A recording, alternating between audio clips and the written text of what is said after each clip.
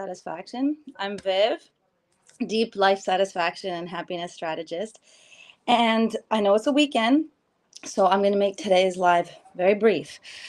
But I wanted to share with you, I wanted to read to you an article that I wrote some time ago about a secret that is going to help put the happy back in your happy face.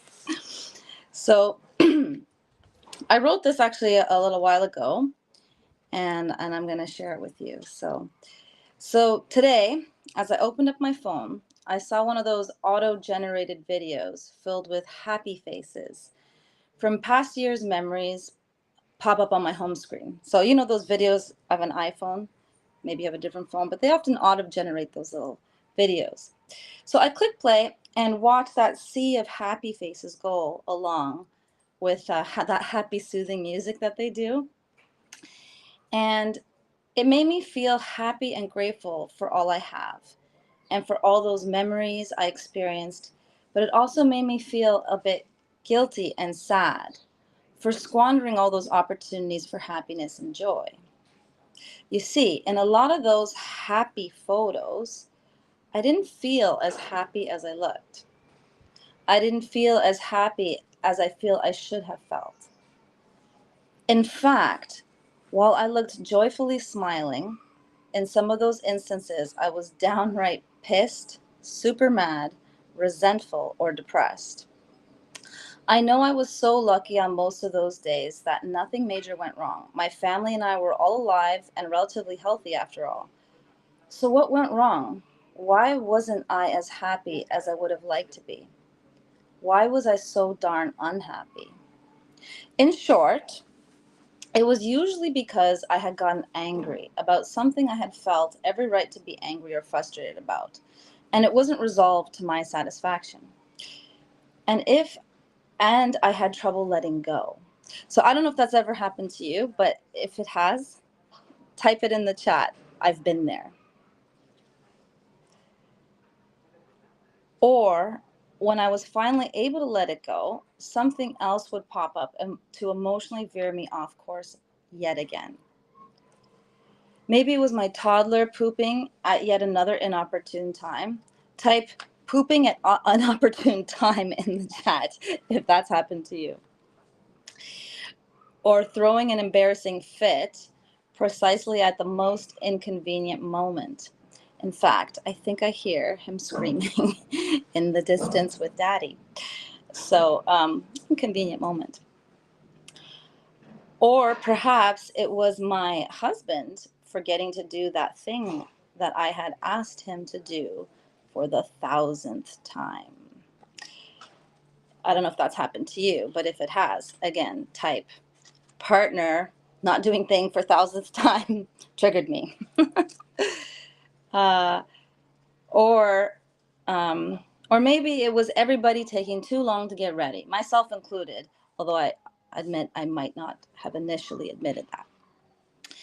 And us arriving late yet again to my utter embarrassment and shame, or things like this stacking day after day to lead me to develop an ongoing haze of failure, anger, resentment, guilt, and shame, with sprinkles of depression for added flavor.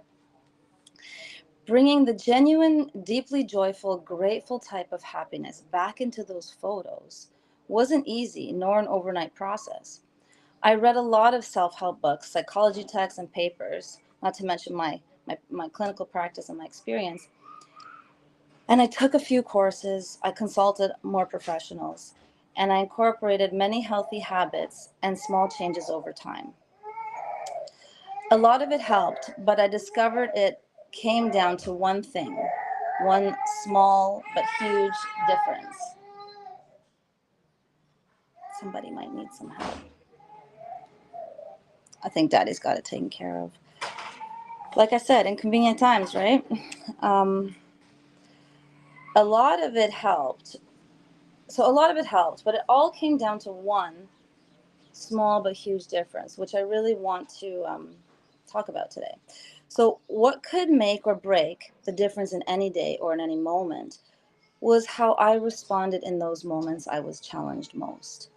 When something triggered my anger, impatience, or my pain of not feeling enough, Did I set out to make things right, or ultimately and end up ultimately feeling horrible? Or was I to act able to act in another way with mysterious godlike compassion, wisdom, patience, and kindness, or something in between? In all my learnings through life, and as a professional in the helping profession, I've discovered as humans, if we don't live in alignment with our values, we feel rotten. And when we don't feel great, in other words, if I value kindness, compassion, and love, which I do, among other things, and I don't feel capable of giving it, and I don't give it, I feel terrible.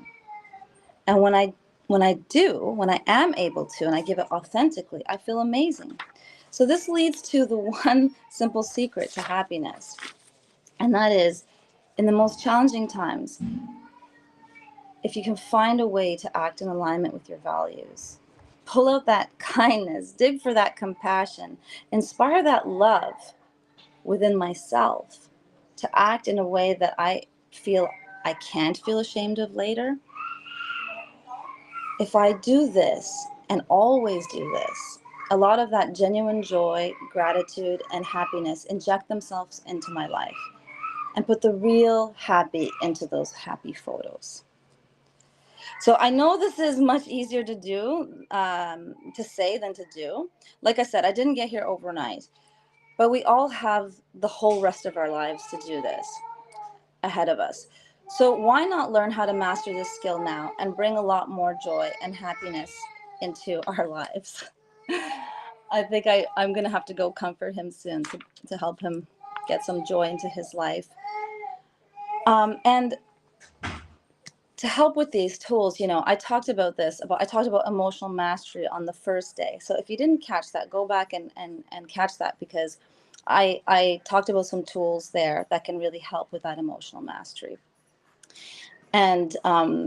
And yesterday I also talked about, in yesterday's live, I talked about decision points. So both of those things can really help in learning how to have that emotional control and make the right decision to live in alignment with your values. Because if you can live in alignment with your values, especially at those challenging times, it can really turn your life around. Because I think a lot of the source of our unhappiness is actually feeling shame or feeling really unhappy that we're actually not being the person we want to be, right? And that's living in alignment with our values. So I'd love to hear your experience, and please share it in the comments. Times that maybe you fumbled and it led to unhappiness, or times that you succeeded and you were able to experience that joy. And if you're in a place where, you're kind of not in touch with your values, I actually teach. I do an exercise in my Thrive Mastery program where we look at our values, and I'm happy to share it with you if that interests you. So if that interests you, you can DM me and I'll send it to you. And yeah, so if you like today's post, despite the sadness being heard over there, the distress with my son, then please like, follow, share, and join us for tomorrow for another session. Thank you. Take care.